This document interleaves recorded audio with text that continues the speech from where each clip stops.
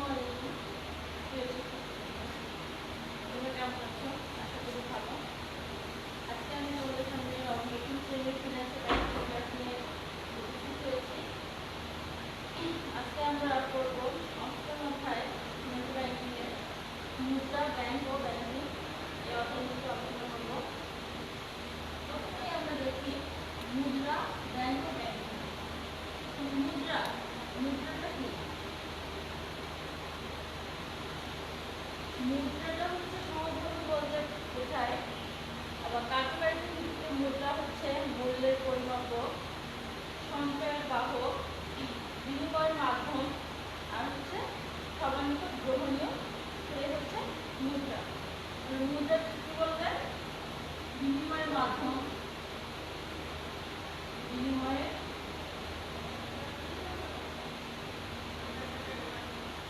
মাধ্যম,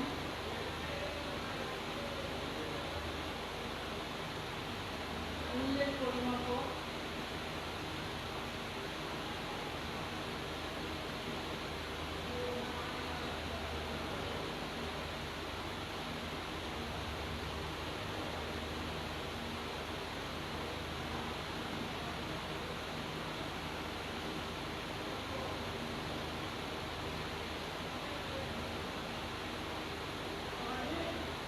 সবার নিকট গ্রহণীয়।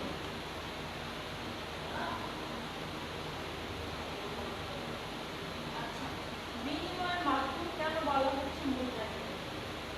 মুদ্রার মাধ্যমে যে লেনদেন করা হয়ে থাকে জিনিস আদান প্রদানের জন্য সহজ উপায়ে এবং সহজভাবে করার জন্য কিন্তু মুদ্রাটা সবার নিকট অতীব গুরুত্বপূর্ণ এবং গ্রহণীয়।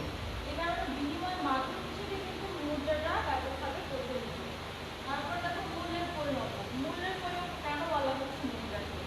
মুদ্রাকে মূল্যের পরিমাপক এই কারণেই বলা হচ্ছে যে যদি কোনো জিনিসের মূল্যটা নির্ণয় করা হয় এবং সেটা যদি ক্রয় বিক্রয়ের ক্ষেত্রে বিপাক করে থাকে, তখন কী হয় যে মূল্যের পরিমাপক হিসেবে সুন্দরভাবে কাজ করে থাকে হচ্ছে মুদ্রা। মুদ্রার মাধ্যমে আমরা জানতে পারি কোন দ্রব্যের কী পরিমাণ মূল্য, সেটা কিন্তু মুদ্রার সাহায্যেই লেনদেনগুলো খুব সুষ্ঠুভাবে সম্পাদন করা যায় এবং মুদ্রাকে আদর্শ একটি মূল্যের পরিমাপক হিসেবে ধরা হয়ে থাকে। এরপরে দেখো সঞ্চয়ের বাহক। এখন অতীতে যদি কোনো কিছু সঞ্চয় করতে হতো, কিভাবে সঞ্চয় করতো? কি ধান উৎপাদন করলে ধানগুলোকে খাওয়ার উদ্বৃত্ত হিসেবে রেখে দিত। রেখে দিলে কি হতো? নষ্ট হয়ে যেত, কারণ সারা বছর তো ধান সংরক্ষণ করার সেরকম ওয়ে আগে ছিল না। তো মুদ্রা যদি রাখা যেত তাহলে কম সংখ্যক জায়গাতে অধিক মুদ্রার নিরাপত্তার জন্য বা নষ্ট না হয়ে সংরক্ষণ করার একটা সুন্দর উপায় ছিল এই মুদ্রা। তো সঞ্চয়ের বাহক হিসেবে কিন্তু মুদ্রাটাকে ধরে নেওয়া হয়। সবার নিকট গ্রহণীয়। সবার নিকট গ্রহণীয়, অবশ্যই মুদ্রা সবার নিকটই গ্রহণীয়, কারণ প্রথমে যখন দ্রব্যের বিনিময়ে দ্রব্যের প্রথা ছিল, আমরা জানবো একটু পরে, তখন কিন্তু এইভাবে মুদ্রাটা যেভাবে প্রচলিত সবার কাছে গ্রহণীয় হয়েছে, তখন কিন্তু সেরকম ছিল না।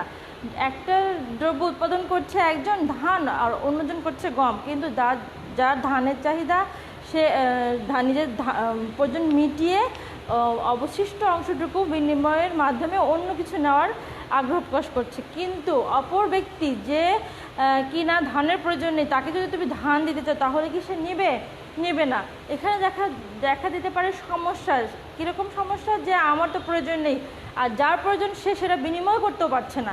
তো এই ক্ষেত্রে দেখা যাচ্ছে যে যদি এমন একটি মাধ্যম থাকে যেটা সবার নিকট গ্রহণীয় এবং সেটা সহজে সবাই গ্রহণ করে আদান প্রদান করতে পারে, সেক্ষেত্রে দেখা হচ্ছে মুদ্রা একটি আদর্শ। তাহলে আমরা মুদ্রাভাবে বলতে পারি যে মুদ্রা হচ্ছে বিনিময়ের মাধ্যম, মূল্যের পরিমাপক, সঞ্চয়ের বাহক এবং সবার নিকট গ্রহণীয়। এখন খেয়াল করে দেখো যে মুদ্রার কিছু বৈশিষ্ট্য আছে। মুদ্রার বৈশিষ্ট্য এগুলো সেমই। মুদ্রার বৈশিষ্ট্য, মুদ্রার বৈশিষ্ট্যের মধ্যে এগুলো সবই আছে। বিনিময়ের মাধ্যম, মূল্যের পরিমাপক আছে, সঞ্চয়ের ভাণ্ডার আছে, এখানে বাহক বা ভাণ্ডার যেটাই বলি না কেন। আরেকটা এখানে আসবে কি দৃশ্যমান ও স্পর্শনীয় বস্তু। মুদ্রাটা কি হবে? দৃশ্যমান হতে হবে এবং স্পর্শনীয় বস্তু হতে হবে। তাহলে সেটা মুদ্রার বৈশিষ্ট্যের মধ্যে কী আছে, কী কী থাকতে হবে? একটা মুদ্রার বৈশিষ্ট্য বিনিময়ের মাধ্যম হবে সেটা, মূল্যের পরিমাপক হবে সেটা, সঞ্চয়ের ভাণ্ডার আগেই বলেছি, সবার নিকট গ্রহণীয় হবে, অবশ্যই মুদ্রা সবার নিকট গ্রহণীয়, এবং দৃশ্যমান ও স্পর্শনীয় বস্তু, যেটাকে দেখা যাবে চোখে এবং স্পর্শ করা যাবে, সেটাই হচ্ছে মুদ্রা। আচ্ছা, এটা তো গেল মুদ্রা এবং মুদ্রার বৈশিষ্ট্য নিয়ে আলোচনা করলাম। এবার একটু মুদ্রার ইতিহাস দেখি আমরা। কি আছে? মুদ্রার ইতিহাস। আচ্ছা, মুদ্রা সৃষ্টি হয়েছে কিভাবে সে সম্পর্কে। প্রথমে যখন মানুষ মুদ্রা সৃষ্টি হয়নি তখন কিভাবে নিজেদের প্রয়োজন মেটাতো, চাষাবাদ করত, কালের বিবর্তনে চাষাবাদ করত, এবং চাষাবাদ করতে করতে কি হয়েছে, একসময় মানুষের মধ্যে মুদ্রার একটা এমন একটা জিনিসের চাহিদা হয়েছিল যেটা সবার নিকট গ্রহণীয় হয় এবং সেটা মূল্যের পরিমাপ করা যায়, সব কিছুতেই সহজে হস্তান্তর করা যায়। আগে যখন মানুষ চাষাবাদ করত বা গবাদি পশু পালন করত তখন কি হতো, মুদ্রার প্রচলনের আগে মানুষ নিজেরা যে খাবার উৎপাদন করত সেটা নিজেরা খেয়ে বাকি অংশটুকু অন্যের আমার চাহিদা মোতাবেক তাকে দিয়ে সে তার চাহিদা মোতাবেক মিলতে হতো। মানে আমি যে ধান উৎপাদন করেছি আমার চাহিদা মিটিয়ে উদ্বৃত্ত ধানটুকু আরেকজনের চাহিদা আছে কিনা সেখানে খেয়াল করতে হবে। তার যদি চাহিদা থেকে থাকে তো সেখানে সে তখন আগ্রহ প্রকাশ করতো ধান নিয়ে, তার কাছে যে মুরগি অথবা অন্য ফল ফলাদি অথবা গম অন্য অন্য জাতীয় যে সকল জিনিসপত্র তার উদ্বৃত্ত সেটার সাথে এক্সচেঞ্জ করা হতো। মানে কি, দ্রব্যের সাথে দ্রব্যের বিনিময়। আমার কাছে যেটা আছে বা আমার কাছে যেটা নেই সেটা নেওয়ার জন্য আমার কাছে যা আছে সেটা দিয়ে অন্য একটা জিনিস পাওয়াকেই বলা হচ্ছে দ্রব্যের বিনিময় দ্রব্য। তো সেটাকে ইংরেজিতে কী বলে? Barter system. এই দ্রব্যের বিনিময়ে দ্রব্য প্রথাটাকে কি বলা হচ্ছে? Barter system. বার্টার সিস্টেম, এটা হচ্ছে দ্রব্যের বিনিময় দ্রব্য।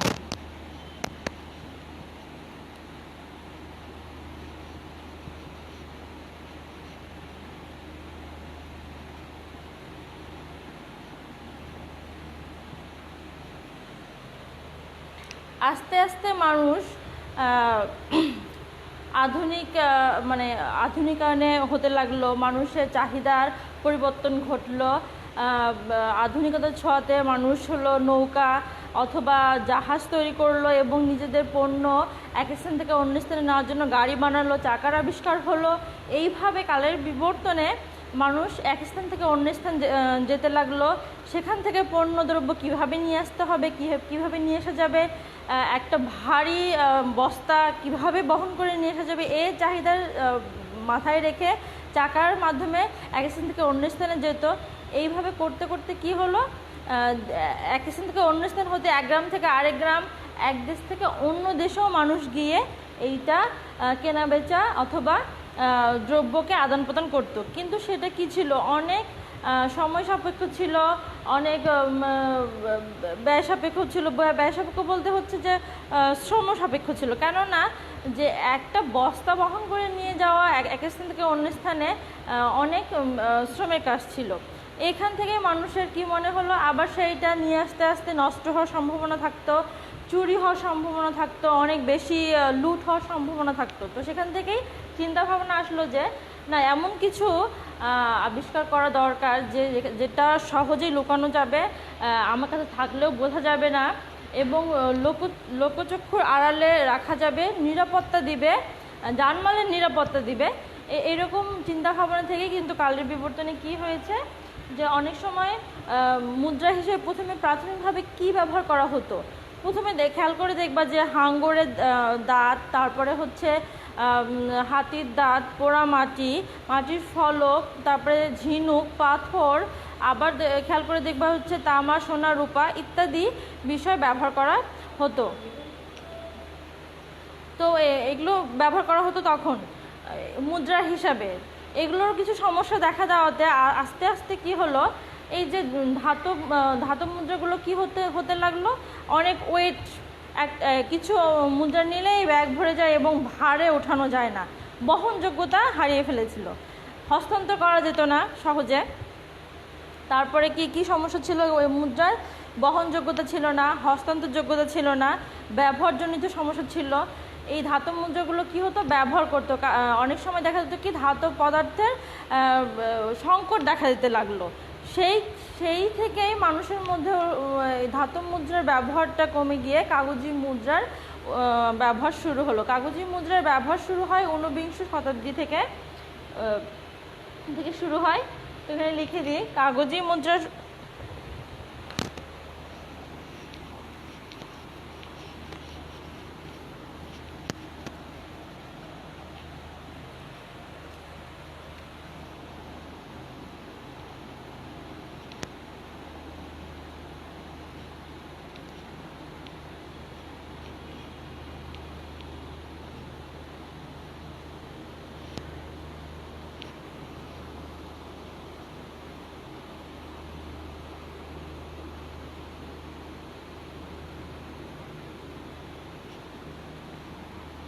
ঊনবিংশ শতাব্দীতে কী হয়? কাগজি মুদ্রার প্রচলন শুরু হয়।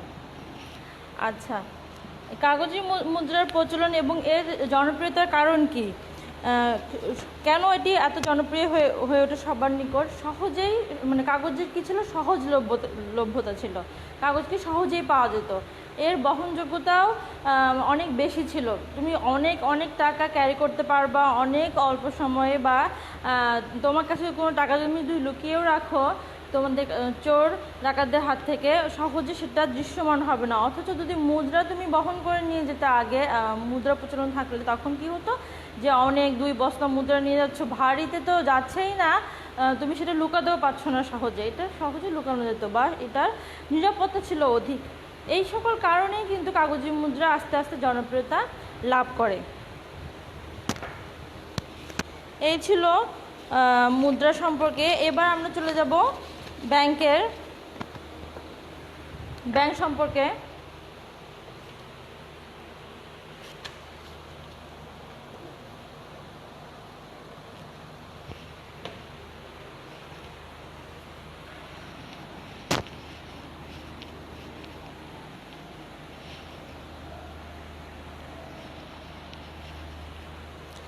ব্যাংক শব্দটির আবিধানিক অর্থ হচ্ছে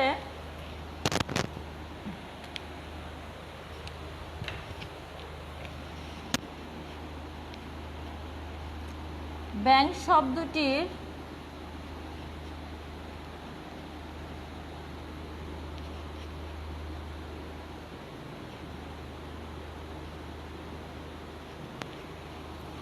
অর্থ হচ্ছে,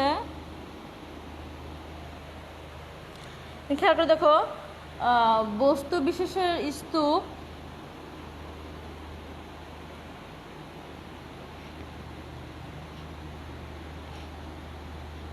লম্বা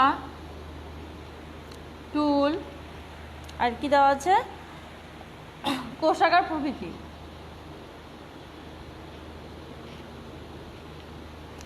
আচ্ছা, তাহলে ব্যাগ শব্দটির আবিধানিক অর্থ হচ্ছে বস্তু বিশেষের স্তূপ, লম্বা টুল বা কোষাগার। কেননা এখানে খেয়াল করে দেখো, মধ্যযুগের ইতিহাসে কি পাওয়া যায়? ইতালির লম্বার্ডি স্ট্রিটে একদল লোক লম্বা টুলের উপরে বসে অর্থ আমানত হিসেবে নিত এবং হলো ঋণ দিত। এইভাবে অর্থের আদান প্রদানটাকেই কীভাবে ব্যাংক ব্যবসার উৎপত্তি হিসেবে ধরা হয়। এখানে আরেকটা কথা, প্রাচীন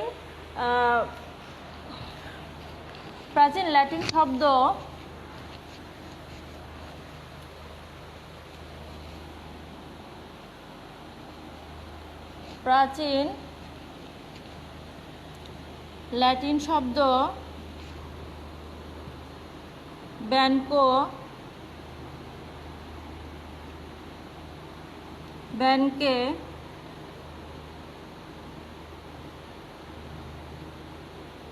ব্যাংকাস, এটা কি আছে, ব্যাংকিউ।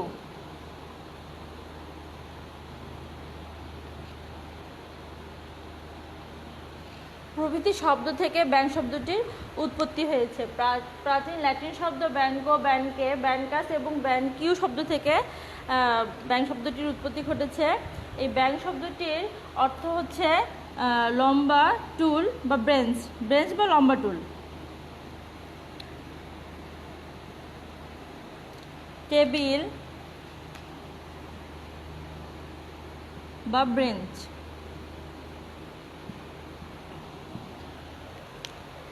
ব্যাংক হচ্ছে একটি আর্থিক প্রতিষ্ঠান যারা কি করে সাধারণ জনগণের কাছ থেকে সুদের বিনিময়ে আমানত গ্রহণ করে, ঋণ প্রদান করে, সেই আমানতটাকে মুনাফা অর্জনের উদ্দেশ্যে পুনরায় বিনিয়োগ করে এবং চাহিদা মাত্র অথবা নির্দিষ্ট সময়ান্তে সেই আমানতকারী বা সঞ্চয়কারীকে সেই অর্থ ফেরত দিতে বাধ্য থাকে।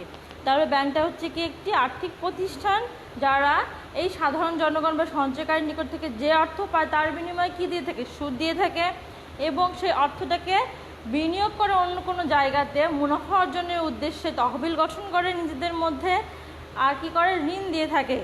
ঋণ কী করে থাকে, ব্যাংক ঋণ দিয়ে থাকে এবং সঞ্চয়কারী একটি নির্দিষ্ট মেয়াদে যে সঞ্চয় করে অর্থ তারা চাহিদা মাত্র বা নির্দিষ্ট একটা মেয়াদ ভিত্তিক যে হিসাব করা হয় সেখান থেকে সেটার হিসেবে অর্থ প্রদান করতে বাধ্য থাকে। এটা হচ্ছে ব্যাংক। এখন দেখো ব্যাংকিং।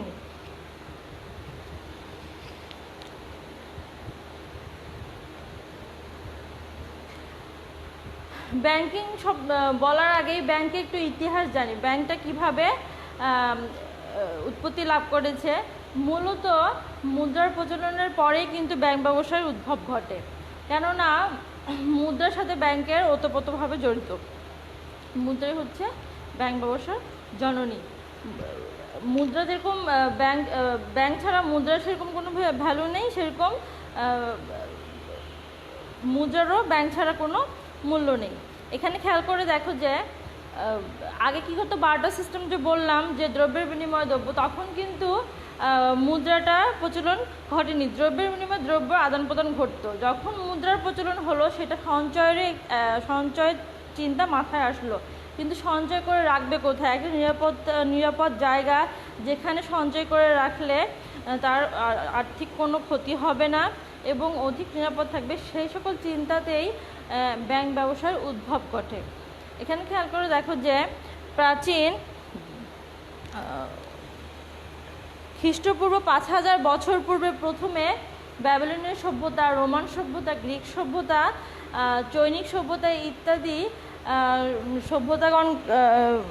সভ্যতাতে কি করেছে, এই ব্যাংক ব্যবসা উত্তরোত্তর আরও সমৃদ্ধি এবং বেগবান করতে তারা এই যে খ্রিস্টপূর্ব 5000 বছর পূর্বে যখন ব্যাংক ব্যবসা প্রথম শুরু হয় সেটাকে আরও বেগবান করতেই এই সকল সভ্যতা আরও অধিকভাবে কাজ করে। তারই ফলশ্রুতিতে 400 বছর অবধি এর আরও মডারেটর হয়ে উন্নতভাবে ব্যাংক আমাদের সামনে ব্যাংক আরও নিজেকে উন্নত করতে পেরেছে।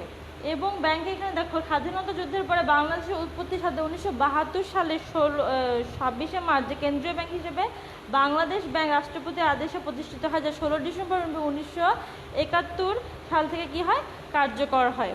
বাংলাদেশে কি হয়, 16 ডিসেম্বর 1971 সাল থেকে এই ব্যাংক ব্যবসায় কার্যকর হয়। মুদ্রা ও ব্যাংকের সম্পর্ক, এখানে একটা সম্পর্ক দেখো যে বইয়ে আছে, খেয়াল করে দেখো মুদ্রা এবং ব্যাংকের সম্পর্ক। একটু বললাম যে মুদ্রা ছাড়া যেরকম ব্যাংকের কোনো নেই, সভ্যতার বিকাশের সাথে সাথে মানুষ সামাজিক বন্ধন, অর্থনৈতিক কর্মকাণ্ড বৃদ্ধি পায়, যার ফলে মানুষের লেনদেন এবং বিনিময় কর্মকাণ্ড কী পায়, বৃদ্ধি পেয়ে থাকে। মুদ্রা প্রচলনের পর্বই ব্যাংক ব্যবসায়ের প্রয়োজনীয়তা উদ্ভব করা হয়। এই জন্য কী বলা হয়, মুদ্রাকে ব্যাংক ব্যবসায় কী বলা হয়, জননী বলা হয়ে থাকে। ব্যাংক যেরকম মুদ্রাকে বা আমানত হিসেবে অর্থ নিয়ে থাকে, সেই অর্থকে কী করে থাকে, বিনিয়োগ করে থাকে মুনাফা অর্জনের জন্য অথবা তহবিল গঠনের জন্য। সেখানে কিন্তু মুদ্রাটাই হচ্ছে একবারে ইম্পর্টেন্ট রোল বা ইম্পর্টেন্ট ভূমিকা পালন করে থাকে। এখানে আবার খেয়াল করে দেখো যে ঋণ গ্রহণ, বিনিয়োগ এবং তারল্য, ব্যাংকের যে লিকুইডিটি থাকে সেটা কি হচ্ছে, সেটা কিন্তু অর্থই হচ্ছে, যেটা ব্যাংক সবসময় তোমাকে ঋণ চাহিদা মাত্র ইহা বাহককে দিতে বাধ্য থাকিবে বলে, সেটাই হচ্ছে তারল্যতা। তুমি যখন চাইবে তখন তোমাকে ব্যাংক টাকা দিতে বাধ্য থাকবে। মুদ্রা এবং ব্যাংক ছাড়া মুদ্রাকে চিন্তা করা যায় না, মুদ্রা ছাড়া ব্যাংকের কোনো অস্তিত্ব থাকে না। এখন আমরা দেখব যে কি আছে। আর দেখো ব্যাংকিং, অক্সফোর্ড ডিকশনারির মতে ব্যাংক হচ্ছে অর্থ তোলা, জমা এবং ঋণ প্রদান করার অন্যতম একটি মাধ্যম। তাহলে কি বলা যেতে পারে যে নিরাপদ মাধ্যম। আচ্ছা, ব্যাংকের সকল আইনসঙ্গত কার্যাবলী হচ্ছে ব্যাংকিং। এখানে কি বলেছে অক্সফোর্ড ডিকশনারির মতে ব্যাংকের সকল কার্যক্রমই হচ্ছে ব্যাংকিং। তার মানে কি, ব্যাংক যে সকল কার্যাবলী সম্পাদন করে থাকে সেটাই হচ্ছে ব্যাংকিং। এই যে তুমি মানে সঞ্চয়কারীরা যে অর্থ জমা রাখে, বিনিয়োগ করে, সুদ দেয় আমাদেরকে, অথবা মুনাফা দেয় একটা নির্দিষ্ট পরিমাণ মুনাফা তো না, ব্যাংক তো ঋণ দেয়, মানে সুদ দিয়ে থাকে। সঞ্চয় করলে কি দেয়? সুদ দেয়। আচ্ছা, আবার ঋণ দিলে কি হয়? সেখানেও সুদ থেকে থাকে।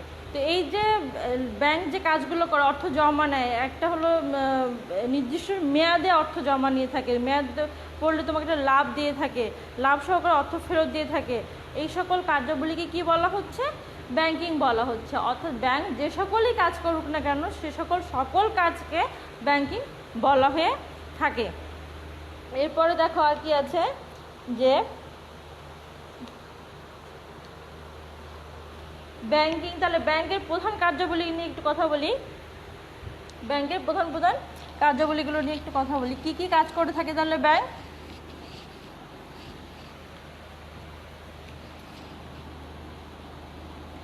এক নম্বর কি হচ্ছে,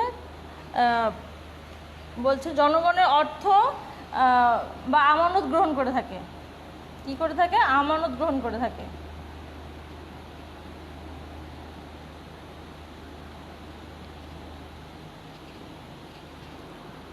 ঋণ দিয়ে থাকে বা ঋণ প্রদান করে।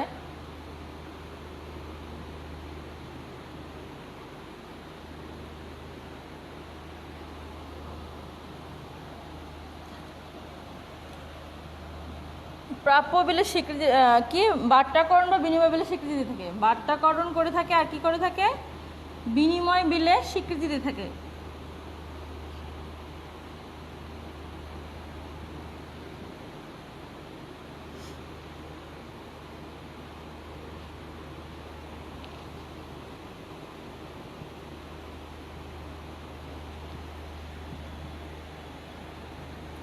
অর্থের নিরাপত্তা দিয়ে থাকে। অর্থের নিরাপত্তা দিয়ে থাকে।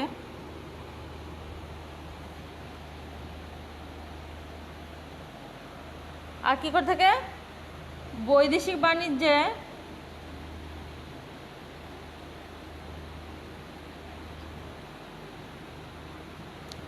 অর্থায়ন ও প্রত্যয়ন করে থাকে।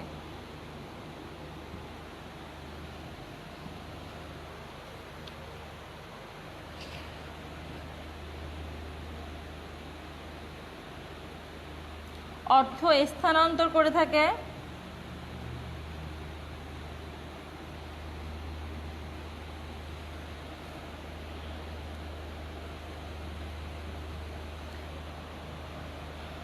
মূল্যবান দলিল সংরক্ষণ করে।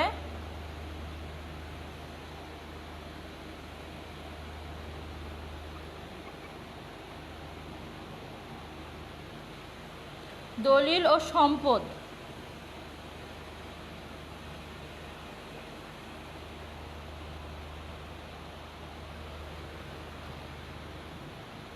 সংরক্ষণ করে। আর এটা কি হচ্ছে? সম্পদ ব্যবস্থাপনা করে।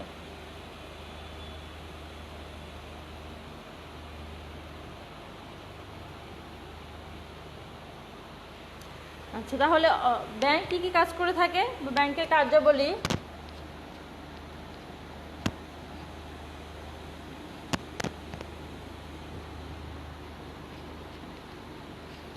আমানত গ্রহণ করে থাকে। কিন্তু প্রথমেই বললাম যে সঞ্চয়কারী বা সাধারণ জনগণের নিকট থেকে কি করে? সুদের বিনিময়ে আমানত গ্রহণ করে থাকে। ঋণ দিয়ে থাকে ব্যাংক, নির্দিষ্ট পরিমাণ অ্যামাউন্ট ঋণ প্রদান করে থাকে। বার্তাকরণ বা বিনিময় বিলের স্বীকৃতি থাকে, ব্যাংক কী করে থাকে, বার্তাকরণ এবং বিনিময় বিলে একটি স্বীকৃতি যে দেওয়া হয় সেই কাজটি কিন্তু ব্যাংক করে থাকে। আবার অর্থের নিরাপত্তা দিয়ে থাকে। অর্থের নিরাপত্তা কীরকম, তুই বাসায় থাকলে অর্থ চুরি হয়ে যেত বা বিভিন্ন ক্ষতি থাকে, সেখানে অর্থের জন্য জীবন চলে যেতে পারে, সেই নিরাপত্তাটা কে দিয়ে থাকে, ব্যাংক দিয়ে থাকে। আমরা ব্যাংকে অর্থ জমা করতেই বেশি স্বাচ্ছন্দ্য বোধ করি বাসার থেকে, বাসায় অর্থ রাখাটা নিরাপদ নয়, তো সেখানে কী করে থাকে, অর্থের নিরাপত্তা দিয়ে থাকে। বৈদেশিক বাণিজ্যে অর্থায়ন ও প্রত্যয়ন। বৈদেশিক বাণিজ্যে অর্থায়ন ও প্রত্যয়ন বলতে বৈদেশিক বাণিজ্য যখন করা হয়, আমদানিকারক রপ্তানিকারকে যে অর্থ প্রদান করে সেটা কী করে থাকে, ব্যাংক কিন্তু আমদানিকারকের হয়ে রপ্তানিকারককে একটি নির্দিষ্ট পরিমাণ টাকা প্রদান করে থাকে। সেটাকে কি বলা হয়ে থাকে, সেটাকে আবার বলা হয় যে এটা তো করে থাকেই, বৈদেশিক মুদ্রা রূপান্তর করা হয়। আবার খেয়াল করে দেখো যে এক দেশের টাকা অন্য দেশের টাকার সাথে কিন্তু মিল থাকে না, থাকে কি, বাংলাদেশের টাকার সাথে কি ইন্ডিয়ার টাকার মিল থাকে, কি করতে হয়, অর্থকে রূপান্তর করতে হয়, সেই দেশের অর্থে রূপান্তর করে নিতে হয়। এটাও কিন্তু ব্যাংকই করে থাকে।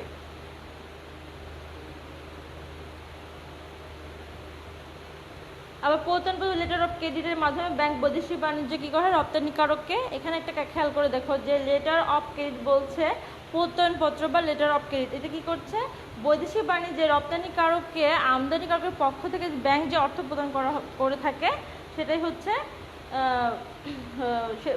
লেটার অফ ক্রেডিট বা প্রত্যয়নপত্র বলে থাকে সেটাকে। অর্থ স্থানান্তর বোঝা যাচ্ছে, এখন এখানে বসে যে অর্থ ব্যাংক অ্যাকাউন্টে যা আমার টাকা আছে সেটা আমি দেশের বিভিন্ন জায়গা থেকে উঠাতে পারি, তার মানে কি অর্থ স্থানান্তর করা যায়, ব্যাংকের মাধ্যমে স্থানান্তর করা যায়। একটা অ্যাকাউন্ট এই রাষ্ট্রীয় কোনো শাখায় আছে, সেটা আমি বাংলাদেশের যে কোনো শাখা থেকে অর্থ তুলতে পারি, সেখানে কিন্তু ব্যাংক কাজ করে থাকে। মূল্যবান দলিল বস্তু নিরাপত্তার সাথে সংগ্রহ করে। মূল্যবান দলিল বলতে ব্যাংকে আমরা কোনো মূল্যবান দলিল বা স্বর্ণ অলংকার ইত্যাদি মূল্যবান যে সম্পদ রয়েছে সেগুলো কিন্তু ব্যাংকের লকারে জমা রাখা যায়, ব্যাংক সে কাজটিও করে থাকে। আর এটা কি বলেছে, সম্পদ ব্যবস্থাপনা এবং অর্থ বিষয়ক উপদেশ প্রদান। মক্কেলদের অনুরোধে বিভিন্ন রকমের সম্পদ ব্যবস্থাপনা হিসেবে ব্যবস্থাপক হিসেবেও ব্যাংক অগ্রণী ভূমিকা পালন করে থাকে, এবং এর যে অর্থ বিষয়ক যে উপদেশ প্রদান এগুলো কিন্তু ব্যাংক করে থাকে। তো মোটামুটি আমরা জানলাম ব্যাংক কী কী কাজ করে থাকে।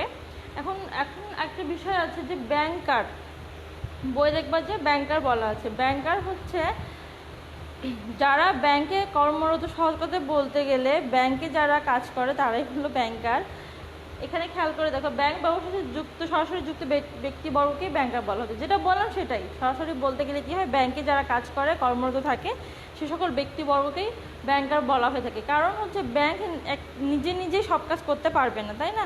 ব্যাংক কী করে, তখন দক্ষ এবং প্রশিক্ষণপ্রাপ্ত ওই বিষয়ে যে অভিজ্ঞ সেই সকল ব্যক্তিবর্গ দ্বারা ব্যাংক যে ব্যবসায়টা প্রতিষ্ঠানটা পরিচালনা করা হয় সে সকল কাজ কিন্তু ওই ব্যক্তিবর্গকে দিয়ে করিয়ে থাকে। তো সেই সকল কাজগুলো যারা করে থাকে, যে সকল ব্যক্তিবর্গ এই সকল কাজের সঙ্গে যুক্ত থাকে তারাই হচ্ছে ব্যাংকার।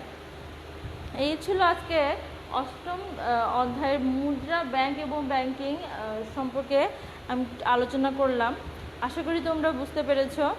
আজকের ক্লাস আর দীর্ঘায়িত করছি না, সবার সুস্বাস্থ্য এবং মঙ্গল কামনা করে আজকের ক্লাস এখানেই শেষ করছি। সবাইকে অসংখ্য ধন্যবাদ।